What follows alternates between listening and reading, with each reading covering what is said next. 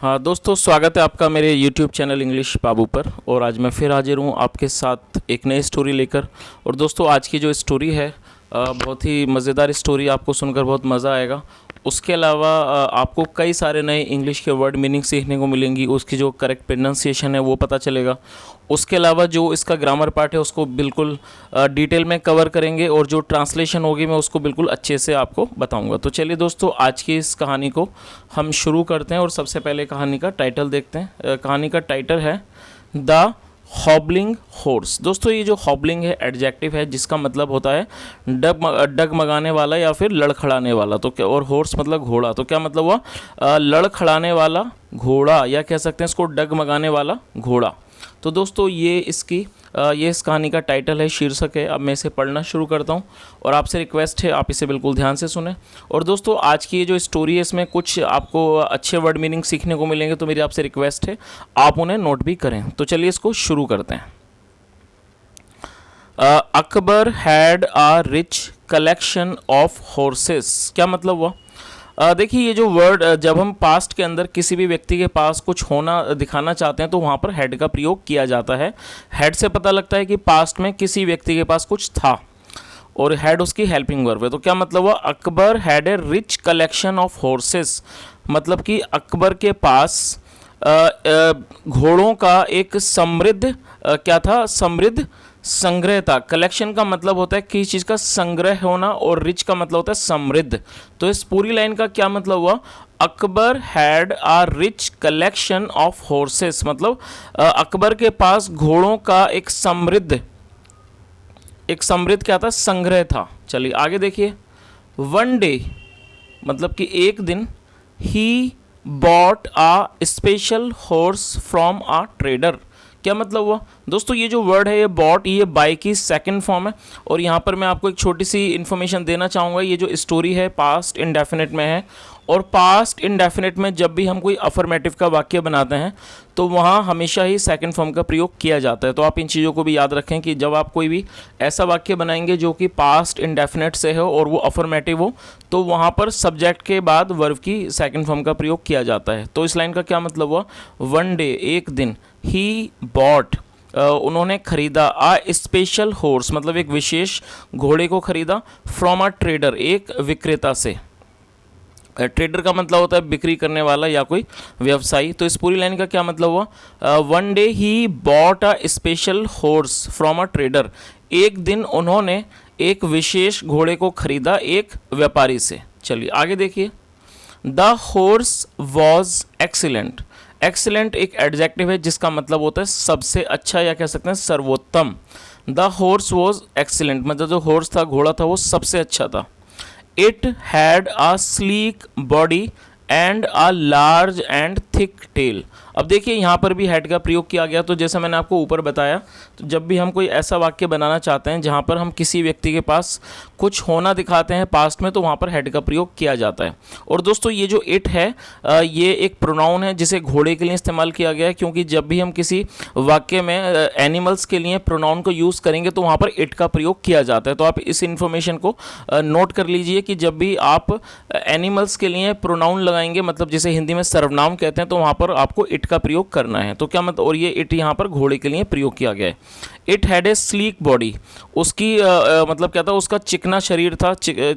Sleek मतलब एकदम चिकना शरीर था। एंड ए लार्ज, और एक बड़ी, एंड थिक टेल, बड़ी और मोटी टेल मतलब पूंछ, एक बड़ी और मोटी पूंछ थी। Akbar was very fond of the horse. Fond of का मतलब होता है किसी चीज़ का शौकीन होना। तो क्या मतलब हुआ? Akbar was very fond of horse, जो अकबर थे वो घोड़े के बहुत ज़्यादा शौकीन थे। आफ्टर अ फ्यू डेज मतलब कि कुछ दिनों के बाद, Akbar paid a visit to his stable. दोस्तों, ये जो वर्ड है विजिट, ये वर्ब भी है और नाउन भी है। इसका मतलब होता है किसी जगह जाना, मुलाकात करना या फिर दौरा करना, और आप इसको वर्ब और नाउन के रूप में प्रयोग कर सकते हैं। तो यहाँ पर इसे नाउन के रूप में प्रयोग किया गया है। और ये जो पे है ये सेकंड फॉर्म है पेड। तो मतलब क्या हुआ इस लाइन का? अकबर पेड अ विजिट मतलब अकबर ने एक दौरा किया टू हिज स्टेबल।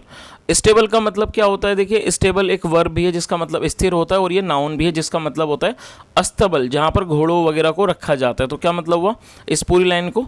का मतलब क्या हुआ? आफ्टर ए फ्यू डेज मतलब कुछ दिनों के बाद, Akbar paid a visit, Akbar ने दौरा किया टू हिज स्टेबल, अपने अस्तबल का दौरा किया, एंड फाउंड, और पाया, ये फाइंड की सेकंड फॉर्म है, फाउंड, क्या पाया, द हॉर्स वॉज लिम्पिंग। दोस्तों यहाँ वॉज, आप यहाँ वॉज के बाद फोर्थ फॉर्म का प्रयोग किया गया, तो जब भी वॉज या वर्ब के बाद फोर्थ फॉर्म का प्रयोग किया जाता है, फोर्थ फॉर्म का मतलब होता है जब किसी वर्ब के साथ आईएनजी आती है तो वर्ब की फोर्थ फॉर्म होती है, तो वो पास्ट कॉन्टिन्यूस का सेंटेंस होता है। तो ये सेंटेंस पास्ट कॉन्टिन्यूस का हुआ, तो इस लाइन का क्या मतलब हुआ, एंड फाउंड, और पाया, द हॉर्स वॉज लिम्पिंग, मतलब हॉर्स जो है लंगड़ा रहा था। दोस्तों लिम्प जो है वर्ब की फर्स्ट फॉर्म है, आईएनजी लगने के बाद ये फोर्थ फॉर्म हो जाएगी, और आप इस वर्ड का मतलब भी नोट कर सकते हैं। लिम्प का मतलब होता है लंगड़ा के चलना, लंगड़ाना।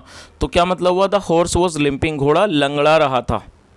आगे देखिए, द ट्रेनर केम, जो ट्रेनर था, ट्रेनर का मतलब हो गया प्रशिक्षण देने वाला व्यक्ति, जो उसको सिखाता है उसे ट्रेनर कहा जाएगा इंग्लिश में, और हिंदी में उसको बोलते हैं प्रशिक्षक। तो जो ट्रेनर था केम, ये भी सेकंड फॉर्म है, कम की केम, केम आया, एंड सेड, और कहा, आई डोंट नो, मैं नहीं जानता, why the horse is limping, कि जो घोड़ा है वो क्यों लंगड़ा रहा है। चलिए आगे देखिए, द वेटेरिनेरियन केम, वेटेरिनेरियन का मतलब होता है पशु चिकित्सक या पशु वैद्य, जो पशुओं का इलाज करते हैं उन्हें वेटेरिनेरियन कहा जाता है। तो क्या मतलब हुआ, द वेटेरिनेरियन केम, मतलब जो पशु चिकित्सक थे वो आया, एंड एग्जामिन्ड इट, एग्जामिन का होता है मतलब होता है जांच करना, एग्जामिन्ड इट मतलब उसकी जांच की। ही सैड, उसने कहा, एवरीथिंग वॉज फाइन, मतलब सब कुछ ठीक है, अबाउट द हॉर्स, घोड़े को लेकर, मतलब घोड़े को लेकर सब कुछ ठीक है। He did not find anything wrong with it. दोस्तों ये जो वाक्य है, यहाँ पे मैं आपको एक छोटी सी इन्फॉर्मेशन देना चाहूँगा, ये भी पास्ट इंडेफिनिट का वाक्य है। तो आपको ये चीज़ याद रखनी है कि यदि पास्ट इंडेफिनिट में नेगेटिव सेंटेंस बनाया जाता है तो डिड नॉट के बाद कभी भी सेकंड फॉर्म का प्रयोग नहीं किया जाता। जैसा आपने ऊपर देखा कि यदि अफर्मेटिव वाक्य होगा तो वहाँ सेकंड फॉर्म आएगी, लेकिन यदि वाक्य नेगेटिव होगा तो डिड नॉट के बाद आपको सेकंड फॉर्म नहीं लगानी, वर्ब की फर्स्ट फॉर्म का ही प्रयोग करना है। और ये फाइंड जो है फर्स्ट फॉर्म है, इसका मतलब होता है पाना। तो क्या मतलब हुआ, he did not find anything wrong with it, उसने कुछ भी गलत नहीं पाया। He did not find anything wrong with it मतलब उसने उसके साथ कुछ गलत नहीं पाया, उसे कुछ भी गलत नहीं लगा। और इट जो है वो घोड़े के लिए यूज़ हो रहा है। चलिए आगे देखिए, अकबर बिकेम वेरी परप्लेक्स्ड। दोस्तों परप्लेक्स्ड एक एडजेक्टिव है, आप इसे नोट कर सकते हैं। इसका मतलब होता है किसी चीज़ के बारे में बहुत ज़्यादा बेचैन हो जाना, व्याकुल हो जाना, सोच में पड़ जाना, हक्का बक्का रह जाना, तो ये परप्लेक्स्ड उसका मतलब होता है। ये एडजेक्टिव है, आप इसे नोट कर सकते हैं। तो क्या मतलब हुआ, अकबर बिकेम, और ये बिकम की सेकंड फॉर्म है, अकबर बिकेम, अकबर हो गए वेरी परप्लेक्स, मतलब अकबर बहुत ज़्यादा व्याकुल हो गए, अबाउट इट, इसके बाद इसे लेकर। ही आस्क्ड बीरबल, उन्होंने बीरबल से कहा, to look into the matter, मतलब वो मामले को देखे, इन डिटेल्स मतलब ब्यौरे में। इन डिटेल्स का मतलब होता है कि चीज़ को बिल्कुल डिटेल में देखना, अच्छी तरह से ब्यौरे में देखना। बीरबल केम, बीरबल आए, एंड आस्क्ड, और पूछा, asked the head manager, Birbal ने जो हेड मैनेजर थे मतलब उनसे पूछा, of the stable, head manager of the stable. तो इस लाइन का क्या मतलब हुआ, बीरबल केम, बीरबल आए, and asked the head manager of the stable, और अस्तबल के जो हेड मैनेजर थे, जो मुख्य मैनेजर थे, उनसे उन्होंने पूछा, did you find anything wrong with the horse recently. दोस्तों रिसेंटली एडवर्ब है जिसका मतलब होता है हाल फिलहाल में, और ये एडवर्ब है, आप इसे नोट कर सकते हैं। रिसेंटली का मतलब होता है हाल फिलहाल में। तो इस लाइन का मतलब देखते हैं। और यहाँ पे एक और छोटी सी बात बताना चाहूँगा दोस्तों, ये भी पास्ट इंडेफिनिट का वाक्य है, और पास्ट इंडेफिनिट में जब आप इंट्रोगेटिव का वाक्य बनाएंगे तो वहाँ पर डिड का प्रयोग पहले किया जाता है हेल्पिंग वर्ब के रूप में, और उसके बाद सब्जेक्ट, और डिड के बाद यदि आपने डिड लगा लिया तो आपको डिड के बाद कभी भी सेकंड फॉर्म का प्रयोग नहीं करना है, उसके बाद आपको फर्स्ट फॉर्म लगानी है। तो ये फर्स्ट फॉर्म है। तो क्या मतलब हुआ, did you find anything wrong, तो बीरबल ने मैनेजर से क्या पूछा, did you find anything wrong with the horse recently, मतलब क्या आपको कुछ भी गलत लगा विद द हॉर्स, मतलब कि हॉर्स को लेकर रिसेंटली फिलहाल में। तो इस पूरी लाइन का क्या मतलब हुआ, did you find anything wrong with the horse recently, मतलब क्या आपको घोड़े के बारे में कुछ भी गलत लगा हाल फिलहाल में। द मैनेजर रिप्लाइड, मैनेजर ने जवाब दिया, रिप्लाई मतलब जवाब देना, सेकंड फॉर्म है। येस, हाँ। इट स्टार्टेड लिम्पिंग, मतलब इसने लंगड़ाना शुरू किया, सडनली अचानक, without any cause, without any cause मतलब बिना किसी वजह के। चलिए आगे देखिए, बीरबल आस्क्ड, बीरबल ने पूछा, is the present trainer of the horse new, क्या मतलब हुआ, देखिए ये जो वाक्य है ये सिंपल प्रेजेंट का वाक्य है। सिंपल प्रेजेंट का मतलब होता है कि उसके अंदर इज एम आर का यूज़ किया जाता है और साथ में कोई वर्ब नहीं आती, लेकिन कोई नाउन या एडजेक्टिव को लेके वाक्य बनाया जाता है। और यदि वो इंट्रोगेटिव हो तो इज एम आर का प्रयोग आगे किया जाता है, उसके बाद सब्जेक्ट आता है। तो इस लाइन का क्या मतलब हुआ? बीरबल आस्क्ड, बीरबल ने पूछा, इज़ द प्रेजेंट ट्रेनर, कि क्या जो वर्तमान ट्रेनर है ऑफ द हॉर्स, घोड़े का, न्यू, क्या वो नया है? तो इस पूरी लाइन का आप मतलब समझ लीजिए क्या मतलब हुआ। Is the present trainer of the horse new, मतलब कि क्या घोड़े का जो वर्तमान में प्रशिक्षक है वो नया है, और या ही यूज्ड टू वर्क, या फिर वो काम किया करता था हेयर, यहाँ, फ्रॉम द बिगनिंग, शुरू से। चलिए आगे देखिए। द मैनेजर सेड, मैनेजर ने कहा, नो नो, नहीं नहीं, the man is new here, जो आदमी है वो यहाँ पर नया है। हिज फादर रिटायर्ड, रिटायर का मतलब होता है कहीं से सेवानिवृत्त होना, सेवाओं को समाप्त होना। तो क्या मतलब हुआ? हिज फादर रिटायर्ड, उसके पिता जो रिटायर हुए। एंड ही ज्वाइंड, और उसने ज्वाइन किया, मतलब वो शामिल हुआ। This post, join the post, this post, और वो इस पोस्ट पर आया, मतलब वो इस पद पर उसने ज्वाइनिंग की, वो आया। बीरबल सेड, बीरबल ने कहा, आई गेस, मुझे लगता है, the horse is very fond of the present trainer, क्या लगता है? मुझे लगता है जो हॉर्स है वो बहुत ज़्यादा शौकीन है, किस चीज़ का? ऑफ द प्रेजेंट ट्रेनर, मतलब वर्तमान में जो ट्रेनर है उसका बहुत शौकीन है।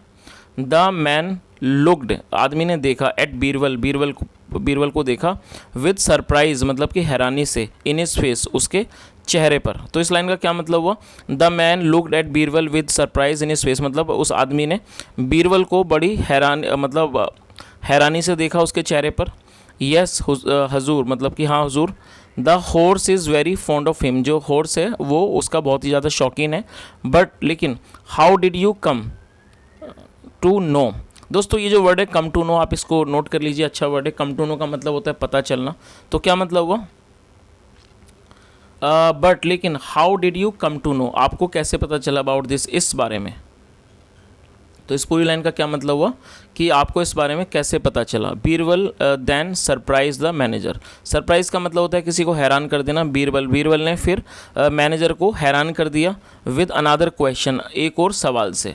चलिए देखते हैं क्या सवाल था। आई गेस, मुझे लगता है, द ट्रेनर हॉबल्स, देखिए जो वर्ड है हॉबल, इसका मतलब होता है लंगड़ा के चलना, डगमगा के चलना, या फिर लड़खड़ा के चलना। तो क्या मतलब? आई गेस, मुझे लगता है, द ट्रेनर हॉबल्स, जो ट्रेनर है वो क्या है? लंगड़ा कर चलता है। चलिए आगे देखिए। The man nodded his face to say yes, क्या मतलब? नोड का मतलब होता है हिलाना, हाँ कहने के लिए जब हम हिलाते हैं उसे नोड कहा जाता है। The man nodded his face, उसने अपने मतलब कि मुंह को हिलाया, टू से यस, हाँ कहने के लिए। बीरबल सेड, बीरबल ने कहा, इफ़ द ट्रेनर होबल्स, कि यदि जो ट्रेनर है, प्रशिक्षक है, वो डगमगाता है या फिर लड़खड़ाता है, द हॉर्स ऑल्सो होबल्स, जो हॉर्स है, घोड़ा है, वो भी लड़खड़ाता है। सीन्स, क्योंकि, the horse is very fond of its trainer, जो घोड़ा है वो अपने मालिक ट्रेनर का बहुत ज़्यादा शौकीन है। इट ट्राइज, वो कोशिश करता है, टू इमिटेट, दोस्तों इमिटेट वर्ब है जिसका मतलब होता है नकल करना, आप इस वर्ड को नोट कर सकते हैं।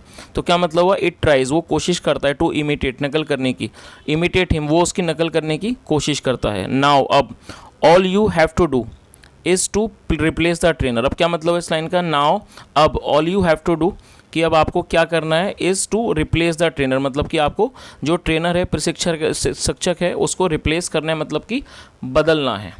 तो दोस्तों ये स्टोरी थी, और मैं उम्मीद करता हूँ कि इस स्टोरी आपको अच्छी लगी होगी, और यहाँ पर आपको जो बीरबल की जो तेज़ दिमाग है वो भी आपको बहुत अच्छा लगा होगा कि बीरबल ने अपने तेज़ दिमाग से किस तरह से पता लगाया कि जो घोड़े की जो प्रॉब्लम है लंगड़ाने की, उसकी वजह क्या है। तो दोस्तों यदि आपको स्टोरी अच्छी लगी और आपको मेरा प्रयास भी पसंद आया हो तो मेरी आपसे रिक्वेस्ट है, वीडियो को लाइक करें, शेयर करें, चैनल को सब्सक्राइब करें, बेल आइकन प्रेस करें ताकि आपको नोटिफिकेशंस मिलती रहें। यदि कोई सुझाव हो तो कमेंट के माध्यम से ज़रूर बताएं। सुनने के लिए thank you so much. Have a nice day and bye.